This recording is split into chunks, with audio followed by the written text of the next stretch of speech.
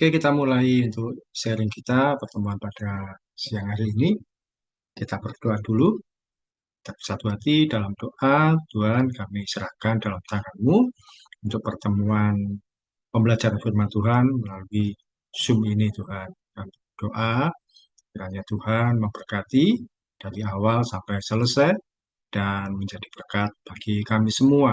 Fasilitas yang ada pun aman dan lancar, tidak ada gangguan, baik HP, laptop, ataupun jaringan WiFi. Dalam nama Tuhan Yesus kami berdoa dan ucap syukur. Amin. Oke, saya sudah merekam. Oke, hari ini kita akan belajar sesuatu yang disebut dengan panggilan Tuhan. Apa itu panggilan Tuhan? Seringkali kita itu mendengar orang kalau pelayanan atau kalau berkhotbah, oh saya punya panggilan Tuhan. Atau panggilan Tuhan, kalau orang yang berkata, kalau orang yang melayani Tuhan selalu berkata, kita punya panggilan Tuhan, ada panggilan Tuhan dan sebagainya. Nah, panggilan Tuhan itu apa? Panggilan Tuhan itu adalah dorongan dalam hati untuk kita melayani Tuhan. Sekali lagi, panggilan Tuhan yaitu dorongan dalam hati untuk kita melayani Tuhan. Jadi kalau misalkan Nelva punya kerinduan untuk melayani Tuhan di remaja, itu kamu sedang ada panggilan dari Tuhan untuk melayani. Niku, ketika rindu untuk berbuat baik pada orang lain, nah itu adalah kamu sedang punya panggilan Tuhan untuk menolong orang lain yang menurut kamu dia lebih membutuhkan dari dirimu. Jadi ada panggilan Tuhan yaitu dorongan dalam hati kita untuk kita melakukan yang terbaik. Tentu adalah dalam hal ini yaitu untuk kemuliaan nama Tuhan. Panggilan Tuhan yaitu dorongan dalam hati kita untuk melayani Tuhan. Jadi kalau ada hamba Tuhan yang dia melayani Tuhan, dia berkata, saya dapat panggilan. Berarti dia ada dalam dorongan dalam hatinya untuk melayani Tuhan. Kalau ada seorang yang eh, melakukan kebaikan dengan cara melayani Tuhan, dengan cara apa? Memberi makan orang-orang yang berkekurangan. Dia ada dalam panggilan Tuhan untuk memberi makan. Jadi itu pengertiannya yaitu adalah dorongan dalam hati untuk kita melayani Tuhan. Biasanya memang digunakan untuk orang-orang yang melayani Tuhan, panggilan Tuhan. Meskipun juga bisa digunakan untuk hal yang umum. Seorang mendapatkan panggilan sebagai seorang guru, walaupun di tempat yang terpencil atau dalam panggilan. Tapi kita kali ini dalam konteks melayani Tuhan. Karena kalian juga mungkin ada yang sudah melayani Tuhan atau ada yang mempersiapkan, tapi situasi-situasi ke depan tentunya kalian akan menghadapi bahwa saya harus memberi diri melayani Tuhan. Oke, itu dalam hal panggilan Tuhan. Kemudian berikutnya adalah berbagai cara panggilan Tuhan. Jadi yang saya sampaikan pada hari ini adalah semacam pengarahan atau petunjuk. Berbagai cara panggilan Tuhan. Yang pertama, ada panggilan Tuhan itu secara supranatural. Tak tolong Nelva bacakan Yesaya 6 ayat 8. Saya pasal 6 ayat 8. Yesaya 6 ayat 8. Lalu aku mendengar suara Tuhan berkata, siapakah yang akan kuutus dan siapakah yang mau pergi untuk aku? Maka sahutku, ini aku, utuslah aku. Iya, waktu itu Nabi Yesaya melihat Tuhan. Jadi di ayat 1 itu, Yesaya 6 ayat 1 di atasnya tertulis bahwa dia melihat Tuhan dan ujung jubahnya itu menutupi bait suci. Jadi sebuah penglihatan, ya, ini gambarannya seperti ini. Ini adalah tabut perjanjian. Dia melihat Tuhan. Ketika dia melihat Tuhan, kalau di Yesaya 1 sampai 5, Nabi Yesaya itu adalah seorang yang suka mengutuki orang lain. Celakalah kamu, celakalah kamu. Tapi begitu dia melihat Tuhan, secara langsung, secara nyata, tiba-tiba ada penglihatan di depan. Yesaya pasal 6. Dia akhirnya berubah, hatinya berubah. Bahwa dia tidak lagi mengutuki orang, tidak lagi berkata orang itu celaka dan sebagainya.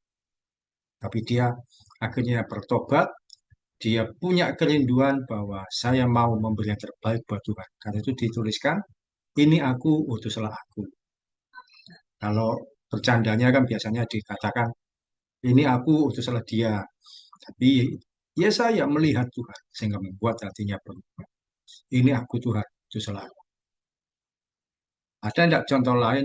Jadi yang dimaksud peristiwa supranatural atau panggilan Tuhan secara supranatural yaitu kadang-kadang orang itu mendapatkan panggilan Tuhan melalui sebuah peristiwa yang supranatural. Supranatural itu yang tidak masuk akal, sesuatu yang ilahi, atau kalau seringkali disebut sesuatu yang gaib, sesuatu yang asalnya bukan dari situasi biasa. Tiba-tiba mengalami sesuatu. Ya saya melihat Tuhan.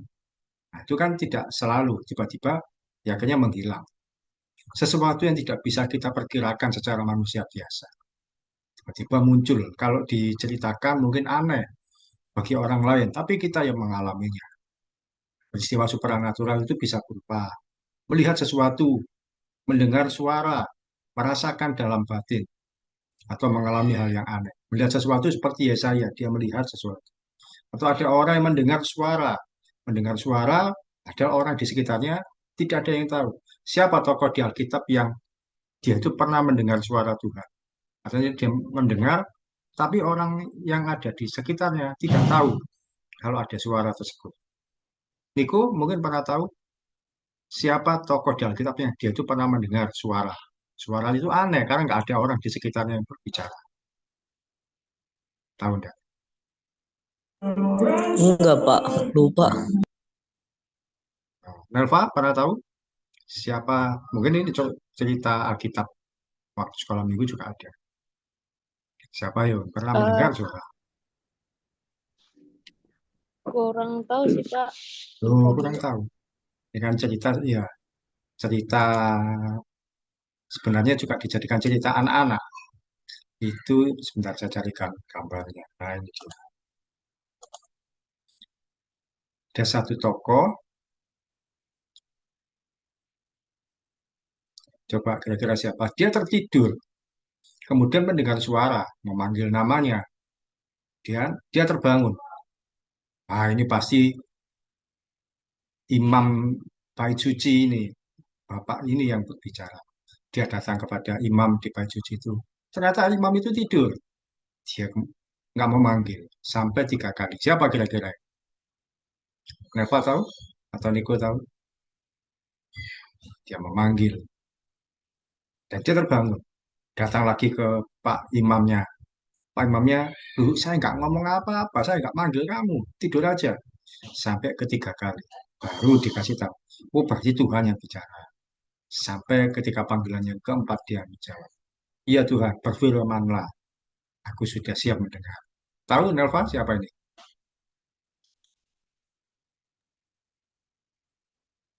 Depannya S. Samuel Pak. Iya, Samuel. Benar sekali. Samuel mendengar suara yang orang lain di sekitarnya itu tidak mendengar, tidak tahu. Orang lain siapa? Imam Eli. Dia tinggal bersama dengan Imam Eli. Imam Eli ini tidak tahu kalau ada suara. Padahal keras sekali. Sama seperti Rasul Paulus. Dia mendengar suara. Tetapi orang-orang di sekitarnya tidak mengerti. Orang sekitarnya hanya mendengar ada suara. Tapi bagi Paulus, suara itu mengeluarkan perkataan. Mengeluarkan kata-kata. Kesadaran. Jadi peristiwa supranatural yaitu sesuatu yang kita tidak bisa perkirakan. Ternyata terjadi.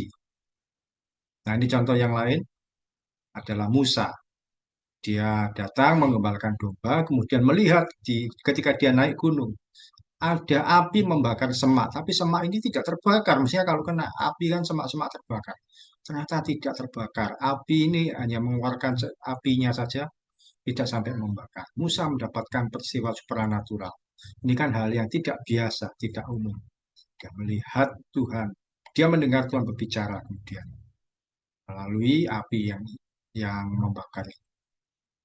Ya, menerima perintah Tuhan untuk membebaskan bangsa Israel. Jadi di Alkitab ada orang-orang yang mengalami peristiwa supranatural. Yesaya melihat Tuhan. Samuel mendengar suara Tuhan. Musa melihat api yang eh, tidak membakar semak. Jadi seseorang bisa mengalami peristiwa supranatural berupa melihat sesuatu, mendengar suara, merasakan dalam batin. Maksudnya dalam batin apa tiba-tiba dalam hatinya mungkin ada satu perkataan, kamu harus memberi atau misalkan kamu pulang. Ternyata ketika segera pulang, tidak lama di tempat yang dia tinggalkan terjadi musibah. Itu kan sesuatu yang nggak logis. Loh, kok bisa ya? Tadi itu di hati saya kok ada perkataan gitu. Atau tiba-tiba mungkin di hatinya ada perkat ada satu ungkapan yang orang lain nggak tahu tiba-tiba kayak eh, kamu beri makan orang itu.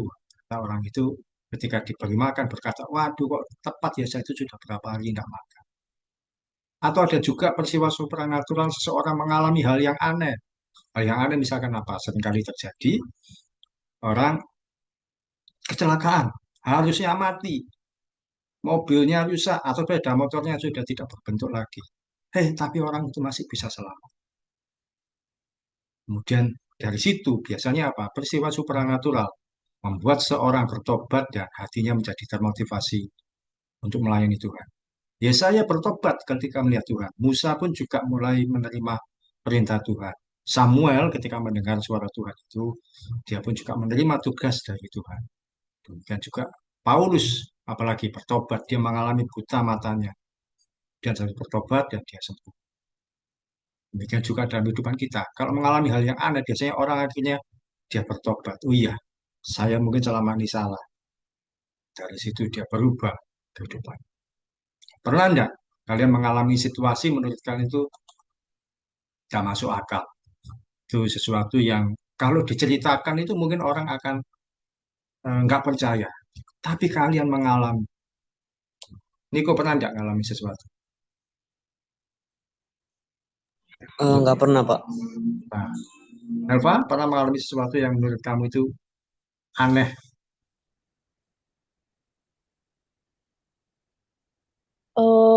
Belum sih Pak sejauh ini. dan dalam perjalanan hidup kalian ke depan? Satu kali Tuhan izinkan alami atau melihat sesuatu yang menurut kalian rasanya gak mungkin, tapi itu terjadi. Satu kali tahun 2002, eh, ketika saya mengikuti suatu ibadah di gereja, ada gereja yang baru dibuka. Itu ibadahnya di sebuah hotel di Surabaya, namanya Hotel Tunjungan. Saya diajak teman saya. Ibadahnya isinya anak-anak muda. Jadi lagu yang dinyanyikan lagu-lagu bahasa Inggris. Satu lagu dinyanyikan, dua lagu dinyanyikan, saya nggak bisa nyanyi. Karena lagunya lagu bahasa Inggris. Kayak lagu-lagunya Hillsong kalau kalian pernah dengar. Saya nggak paham. Dan lagu ketiga, Bapa Engkau Sungguh Baik. Memang ada teksnya, tapi kan kalau kita itu nggak terlalu suka lagu bahasa Inggris, ya kita nggak akan ikuti. Ketika lagu ketiga, Bapa Engkau Sungguh Baik. Tiba-tiba saya melihat di depan saya, itu peristiwanya berbeda, situasinya berbeda. Saya melihat eh, ada sekumpulan besar anak-anak kecil tinggal di satu rumah yang besar, seperti istana. Backgroundnya langit yang biru, langit yang cerah. Anak-anak kecil ini bercanda, senang, tertawa, dan sebagainya. Dan saya dalam hati berkata, sungguh bahagia sekali orang yang punya anak-anak ini ya, yang tinggal di rumah itu, yang punya anak-anak sekian banyak. Karena hidupnya selalu bersuka cita, hidupnya selalu gembira bersama anak-anak yang ada di situ. Tiba-tiba, tidak terduga, ada satu suara, saya dengar berkata, itu anak-anakmu, Oki. Itu anak-anak. Loh ya, saya kaget. Kok bisa anak-anak saya? Bagaimana mungkin Tuhan? Kok itu anak-anak saya? Saya tahu ini pasti Tuhan yang berkata. Dan ada kelanjutannya, itu adalah anak-anak rohani. Selamat ya, kamu jadi bapak buat mereka. Jika saya mendengar suara Tuhan yang itu, saya nangis gak kerasa. Tiba-tiba air mata saya keluar. Dan tiba-tiba penglihatan itu hilang, ya suara Tuhan tadi juga sudah tidak ada lagi. Tapi saya masih menangis. Kebetulan sekali lagu Bapa Engkau Sungguh Baiknya juga sudah selesai. Dan saya simpan bahwa Tuhan berkata bahwa itu adalah anak-anak rohani. Tapi sekian tahun saya tidak lagi mengingat-ingat penglihatan itu. Ya, lupa tidak, tapi saya tidak lupa, tapi tidak terlalu mengingat lagi.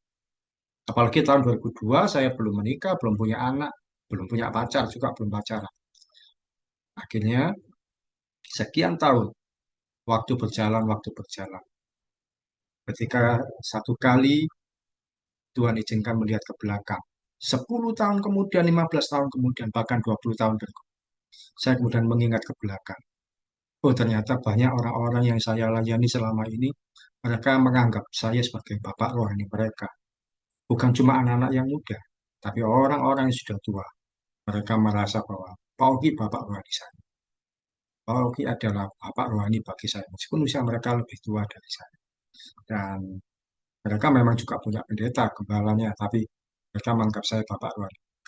Dan itu adalah membuktikan penglihatan yang saya lihat 2002 tahun 2002 itu ternyata terbukti dengan nyata. Nah, itu salah satu peristiwa bahwa mengalami supranatural, ada panggilan dalam diri saya bahwa saya mengalami peristiwa supranatural. Cara panggilan Tuhan yang pertama berasal dari pengalaman supranatural. Yang kedua ada panggilan yang berasal dari apa? Melihat situasi yang ada di sekitarnya. Minta tolong Niko bacakan Matius 9 ayat 37. Sebentar, Pak. Matius 9 9 ayat 37. Matius 9 ayat 37. Maka katanya kepada murid-muridnya, tualan memang banyak, tetapi pekerja sedikit. Oh, ini ayat 36. Maaf, mundur. Matius 9 ayat 36. Matius 9 ayat 36. Melihat orang banyak itu, tergeraklah hati Yesus oleh belas kasihan kepada mereka, karena mereka lelah dan terlantar seperti domba yang tidak bergembala. Iya, jadi Tuhan Yesus ketika satu kali melayani, dia itu melihat banyak orang seperti domba yang tidak tergembala, terlantar.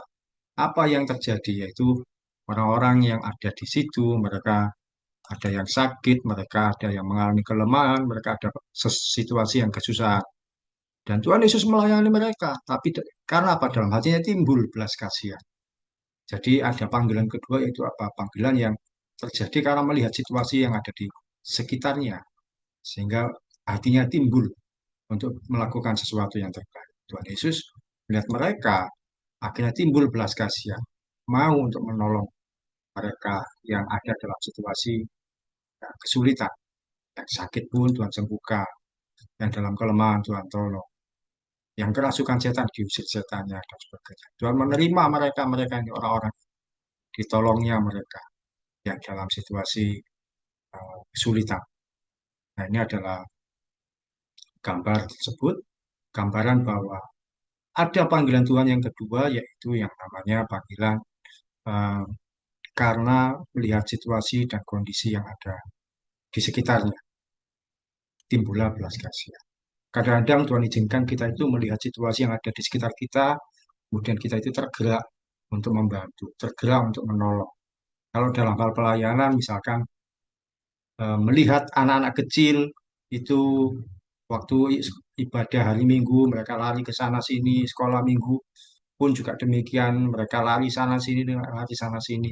Ternyata guru pengajar sekolah minggunya sedikit terlalu kurang. Kemudian timbul dalam hati, oh, saya mau membantu mereka. Saya tak jadi guru, saya mau jadi guru sekolah minggunya juga.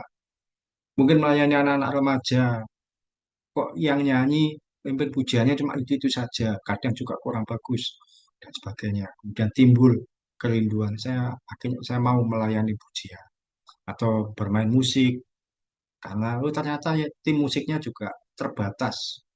Kalau yang main gitar yang itu sakit, nggak ada yang menggantikan. Dia timbul, saya juga bisa main gitar sedikit-sedikit. Saya mau belajar dan sebagainya. Atau mungkin melihat di gereja ada orang tua yang kalau baca Alkitab kesulitan, tapi dia itu seperti orang yang mau baca firman Tuhan. Kita pun membantu. Begini, Oma, baca firman Tuhannya, bukanya ini, Alkitab apa itu, kita bantu. Kan kadang kalau orang-orang tua itu masih pakai Alkitab yang buku, bukan dari HP. Kita membantu. Atau kita menggandeng orang tua ketika berjalan, kasihan kita tuntun. Terima kasih ya, dan sebagainya. Tolong orang dalam situasi tertentu. Atau juga melihat orang di jalan. Mungkin bukan pelayanan secara rohani, melihat orang di jalan. Ya, tidak bisa menyeberang, kita pun dan sebagainya. Di Surabaya ada orang-orang yang tergerak untuk membantu orang-orang yang gelandangan, pengemis, orang-orang jalanan. Kemudian diajak untuk bersekutu, bikin persekutuan doa untuk orang-orang yang kaum miskin, gelandangan, orang-orang jalanan, dibawa ke persekutuan doa, buat persekutuan khusus mereka seminggu sekali. Tapi ya biasanya harus butuh biaya banyak karena kan kalau mengadakan persekutuan dengan orang-orang yang seperti itu, biasanya harus memberi makan, menyediakan makan. Apakah kalian pernah? Tentunya ya pernah dalam kehidupan kalian, sekali atau dua kali. Punya di dalam hati kalian tergerak untuk melakukan sesuatu yang terbaik. Dan kemudian kalian mau bertindak untuk hal itu. Ketika melihat situasi yang sepertinya kesulitan, dan kalian pun bergerak untuk membantu. Nelva mungkin pernah, kamu mungkin di gereja atau di mana menyediakan diri untuk membantu karena tergerak di dalam hatimu, saya harus berbuat sesuatu untuk menolong pelayanan ini. Pernah mungkin Nelva? Pernah sih, Pak. Apa itu? Di mana pelayanan yang Eh, kamu kerjakan? Waktu itu pelayanan di Rokris. Waktu di Rokris sekolah, waktu itu kan pagi-pagi, terus habis setiap hari Jumat. Terus waktu itu gak ada yang bisa main gitar, main musik. Terus tiba-tiba malamnya aku di chat sama pengurus buat minta tolong buat eh, main musik di ibadah Rokris sekolah. Walaupun itu dadakan, tapi karena udah gak ada lagi yang bisa, jadi ya aku merasa aku harus bisa ngebantu pelayanan itu sih, Pak. Ya, ya, di situ. Itu adalah contoh melayani karena ada panggilan melihat situasi yang ada di sekitar. Situasi di sekitar pasti memerlukan pertolongan. Dan kita yang bisa, karena kita bisa untuk satu hal tertentu, kita melakukannya. Niko, pernahkah ada situasi tertentu kamu bergerak untuk menolong seseorang, menolong pelayanan, atau melakukan sesuatu karena kamu melihat situasi di sekitar itu sedang dalam kesulitan? Di gereja sih Pak, kayak waktu itu mau mulai Pak acara ibadah gereja itu eh, nggak ada yang mau jadi persembahan. Oh iya, Akhirnya maju, aku aja yang maju gitu. ibadah Sambil umum ngajak itu. temen. Iya Pak, jam 3. Oh, ibadah umum, ibadah remaja. Iya. Oh, ada yang mau untuk persembahan. Ego yang bergerak. Ya puji Tuhan tidak apa-apa. Seringkali kadang-kadang ya saya juga tidak tahu. Ada orang-orang punya motivasi tertentu, kepinginnya itu kalau tampil pelayanan yang dilihat banyak orang. Kalau jadi WL atau pemimpin pujian, oh, itu seneng. Atau jadi apa, misalkan pemain musik seneng tampil di depan. Kalau yang khotbah kan biasanya yang senior-senior, kakak pembinanya dan sebagainya. Tapi kepingin orang itu lihat yang terlihat. Tapi kalau untuk pelayanan jadi asar penerima tamu atau persembahan, kadang orang nggak mau karena nggak dilihat banyak orang, kan cuma sekedar lewat. Nah, disitulah seringkali hati kita ini digerakkan, tidak apa-apa, meskipun saya tidak dilihat banyak orang, tidak tampil di depan, tapi kalau persembahan ini tidak dijalankan, tidak tertolong nanti. Dan puji Tuhan, Niko bersama temannya bisa tergerak hati karena melihat situasi di sekitarnya dalam kesulitan. Kalau ini tidak diadakan, ya, tidak ada yang membantu, persembahannya tidak akan tersalurkan. Ya, sama seperti itu bahwa yang kedua itu adalah kebanyakan orang ada pada panggilannya kedua, yaitu karena melihat situasi yang ada di sekitar. Yang pertama berasal dari pengalaman supranatural. Mungkin ini adalah orang-orang tertentu. Dan yang kedua berasal dari melihat situasi yang ada di sekitar. Dan disitulah kalian bergerak mengisi situasi-situasi apa yang bisa saya tahu. Dan yang ketiga, cara panggilan Tuhan yang ketiga yaitu panggilan karena arahan orang lain atau panggilan karena diarahkan oleh orang lain. Minta tolong Nelva baca 1 Raja-Raja 19 ayat 19. 1 Raja-Raja 19 ayat 19. 1 Raja-Raja 19 ayat 19. Setelah Elia pergi dari sana, ia bertemu dengan Elisa bin Safat yang sedang membajak dengan 12 pasang lembu, sedang ia sendiri mengemudikan yang ke-12. Ketika Elia lalu dekatnya, ia melemparkan jubahnya kepadanya. Ya, di situ Elia melemparkan jubahnya kepada seorang yang nama Elisa. Kalau melemparkan jubah itu artinya bahwa seperti kalau di Indonesia gambarannya adalah memberikan tongkat estafet. Jubah itu bukan pakaian yang kita kenakan sehari-hari, tapi pakaian luar, lapisan luar, seperti jas. Jadi dia melemparkan jasnya atau jubahnya diberikan kepada Elisa, artinya bahwa kamu selanjutnya adalah membantu pelayanan saya. Kamu yang meneruskan pelayanan saya. Elisa pun menerima itu. Karena apa? Sebelumnya di kisah sebelumnya, Elia itu merasa seorang diri. Di ayat-ayat di atasnya, itu kan 1 Raja-Raja 19. Di ayat-ayat sebelumnya, Elia merasa seorang diri, melakukan semuanya seorang diri. Dia sampai putus asa, ingin mati saja. Semua aku kerjakan sendiri Tuhan. Tapi akhirnya Tuhan berkata, kamu pergi ke Elisa. Dia akan menggantikanmu, meneruskan pelayanan. Jadi ada panggilan pelayanan yang ketiga yaitu adalah ketika diarahkan oleh orang lain. Mungkin Elisa tidak tahu apa yang saya kerjakan. Elisa waktu itu dia menggembalakan domba. Dia apa tadi di ayat 19 yang Nelva baca yang sampai 12 itu lembu ya. Yang 12 pasang itu. 12, iya lembu. Lembu ya. Dia seorang penggembala lembu. Dia penggembala biasa. Kemudian Elia yang minta Elisa untuk melanjutkan pelayanan. Elisa tidak tahu apa yang dilakukan, tapi untuk melayani Tuhan, dia bertemu dengan Elia yang mengarahkan dia. Di Perjanjian Baru, saya lupa tadi tidak menyiapkan gambarnya Elia dan Elisa. Di Perjanjian Baru, ada contoh yang lain, yaitu Paulus kepada Timotius. Nah, ini bapak yang jenggot tua ini adalah Paulus, Rasul Paulus. Yang lebih muda ini adalah Timotius. Timotius umurnya masih sekitar 20 sampai 25 tahun. Tapi diminta sama Paulus untuk menggembalakan jemaat Tuhan di Efesus. Orang-orang di Efesus adalah orang-orang yang sulit. Mereka menyembah berhala, mereka hidup secara liar, ngawur, suka kata-kata kasar. Dan Timotius diminta untuk membantu menggembalakan mereka. Bahkan dikatakan supaya jangan ada seorang pun meremehkan Timotius walaupun usianya muda. Itu di 1 Timotius 4 ayat 12. Jadi Timotius tidak tahu apa yang dikerjakan.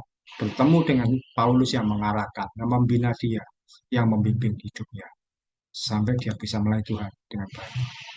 Kita perlu diarahkan oleh seseorang untuk melayani di tempat yang benar dan dengan langkah yang terarah. Saya punya bapak rohani yang menuntun saya, mengarahkan saya pelayanan yang efektif, yang baik, yang tepat, yaitu pelayanan secara pribadi demi pribadi. Karena itu, saya tidak mengincar pelayanan yang banyak orang, pribadi demi pribadi. Saya mengikuti bapak rohani saya. Ya, dia sudah meninggal tahun 2000. Jadi kita perlu diarahkan oleh orang. Demikian juga dalam kehidupan kalian, kehidupan kita. Mungkin ada beberapa orang yang membina kita secara iman, secara rohani. Itu perlu sekali untuk menumbuhkan iman kita secara benar. Nah, kalau di gereja atau secara rohani, Nelva, ada di gereja siapa yang kamu anggap sebagai pembinamu di gereja, mengarahkan kamu dalam pelayanan di gereja? Ada. Eh, Siapa ya kalau di gereja? Misalkan ada koordinator pelayanan mungkin ada sesuatu dia atau mengarahkan. Apa tipe saat tidak ada yang mengarahkan? Paling ini sih Pak apa ketua dari remaja gitu. Hmm, apa yang biasa disampaikan? Atau mengarahkan apa? Biasanya mengarahkan soal kunjungan-kunjungan pelayanan itu. Ya. Ya, bagus seperti itu. Salah satu contoh. Artinya, kamu tidak tahu apa yang harus dikerjakan. Ternyata diarahkan ya ada kita kunjungan ke sini, ke anak yang jarang hadir, dan sebagainya. Itu adalah mengarahkan. Panggilan kamu arahan orang. Niko mungkin juga ada pernah mengalami diarahkan oleh seorang ketika untuk kamu melayani Tuhan. Atau Hmm, sama? belum sih Pak. Belum. Soalnya nggak seaktif Nelpa sih di remaja Naboso. Oh ya, ya tidak apa-apa. Mungkin satu kali ada perjalanan iman yang kamu hadapi juga. Mungkin berbeda dengan Elva, tapi sama lain ini yang di sini. Tidak masalah. Dan satu kali kan ada orang-orang yang mengarahkan lebih spesifik. Dari sini saya juga mengarahkan kalian bertumbuh secara iman dengan benar, dan masukan secara rohani. Saya dengan kakak saya juga berbeda. Saya punya kakak, dia aktif di gereja. Mungkin sama seperti Nelva begitu. Di gereja kakak saya aktif. Dia sangat dikenal, namanya itu begitu dikenal. Kalau menyebut namanya orang langsung tahu. Misalkan saya menyebut nama saya sendiri, orang nggak kenal. Tapi begitu saya sebut nama kakak saya adiknya ini. Orang tahu, oh ini kamu nggak bilang dari tadi. Misalnya. Saya di gereja, gereja sebelumnya ya, gereja suku juga, gereja Jawa. Saya akhirnya dulu tidak begitu aktif. Saya merasa bahwa saya dibanding-bandingkan. Akhirnya saya lebih banyak melayani di persekutuan doa sekolah, persekutuan doa SMP, SMA. Ya, kemudian saya jadi pembina beberapa persekutuan doa. Dan saya menemukan pelayanan saya di situ. Tidak apa-apa. Satu kali dalam perjalanan iman, baik Elva maupun Niko, dimanapun sebagai apapun, Tuhan akan bawa kalian dalam pelayanan yang lebih baik. Karena masih muda, perjalanannya masih panjang.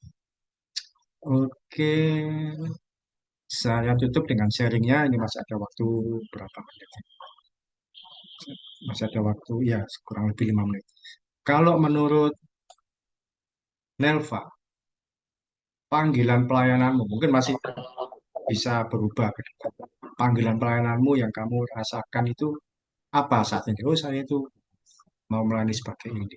Karena ternyata ini yang sekarang kelihatan. Panggilan pelayananmu menurutmu sebagai apa? Paling panggilan pelayanan sebagai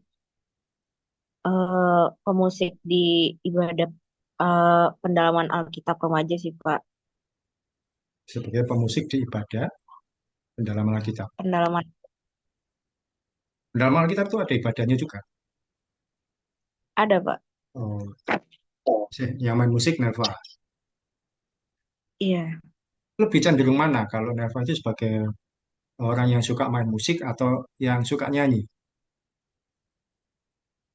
Lebih ke yang main musik. Oh, lebih ke musik. Saya kira kamu lebih suka kalau misalkan pujian atau penyanyi. Kalau misalkan di gereja sebagai penyanyinya, gitu. Karena lebih suka di main musik. Yes. Tapi pernah juga apa penyanyi atau main pujian, Nelva. Hmm, kalau yang kalau kemarin-kemarin sih belum, mungkin kedepannya akan coba sih Pak. Kalau bermain musiknya sudah berapa kali ya? Sudah sering. Sudah. Gitu. Kalau Niko, menurutmu, kamu itu lebih cocok atau merasa panggilan pelayananmu itu sebagai apa? Kalau aku sih jadi WL, jadi eh, persembahan sama apa lagi ya? Sama mimpin doa juga boleh sih Pak. Memimpin doa. Ya, kan yang saya tangkap sebagai WL itu bagus. Memimpin doa juga boleh. Kalau persembahan itu kan sifatnya hanya apa teknis, hanya darurat yang semua orang ya Iya. bisa. Itu kan hanya tugas yang ya bisa dikerjakan. Apa itu tanpa perlu keahlian khusus. Ya tidak apa-apa, kembangkan. Pernah memimpin pujian, Niko? Pernah pas di CD Oh, WL. waktu CD, pada CD. Iya. Sekali itu aja atau pernah lagi? Pernah. Udah berapa kali? 2 kali atau 3 kali? Nggak tahu. Di Lupa. mana? Remaja. Di iya di rumah. di yang jam 3 itu. Oh kalau di jam 3 enggak. Kalau jam 3 itu lebih ke kakak-kakak sih. CD doang pas CD pernah. CD. CD kan sekali toh. Sudah pernah CD toh? Udah waktu eh, kemarin tahun kemarin. Ah, iya. CD itu kan cuma Sekarang sekali. lagi enggak eh Sabtu Minggu. Oh, 1 minggu, 1 kali. Oh, terus ada ibadah. Ada ibadah. Niko yang pernah memimpin pujian. Bayangan saya CD itu adalah pemantapan iman seorang dari remaja menuju dewasa. Kalau di gereja kami Jawa, gereja GKJ itu sekali. Kalau ada yang belum dibaptis ya dibaptis. Ya mungkin berbeda dengan CD. Tidak Mungkin apa-apa. yang dimaksud itu belajar katekisasi, Pak. Oh, katekisasi. Ya, katekisasi saya percaya. Katekisasi itu kan berbulan-bulan sampai akhirnya eh, CD yang dewasa. Ya, puji Tuhan. Kembangkan talentamu, apa, Niko. Ya, karena saya percaya orang-orang seperti kalian berbakat kalau nggak dinyanyi ya di musik. Dan orang-orang Batak biasanya di situ. Dan luar biasa. Oke, puji Tuhan. Niko sudah keluar juga. Oke, kenapa tadi? Kepencet ini mungkin ya. Oke, Nelva bisa tutup doa? Bisa, Pak. Silakan.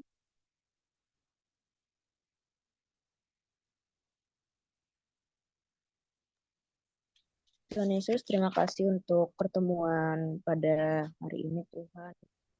Ibadah komsel yang sederhana ini, namun kiranya bisa menjadi berkat bagi kami, Tuhan. Tuhan Yesus, terima kasih juga untuk firman-Mu yang telah disampaikan oleh Pak Oki, Tuhan. Berkati kami agar kami bisa, agar firman-Mu bisa menjadi rema dalam kehidupan kami pribadi lepas pribadi, ya Bapak. Tuhan, berkati juga Pak Oki yang telah menyampaikan firman-Mu. Kau berkati segala usaha pekerjaan yang Kau lakukan biar bisa menjadi berkat bagi banyak orang. Terima kasih Tuhan Yesus, kami serahkan segala kegiatan kami di hari-hari berikutnya ke dalam tangan kasih. Hanya di dalam tangan dan kasih-Mu saja. Haleluya. Amin. Amin. Oke, terima kasih Nelva. Niko, Niko gabung.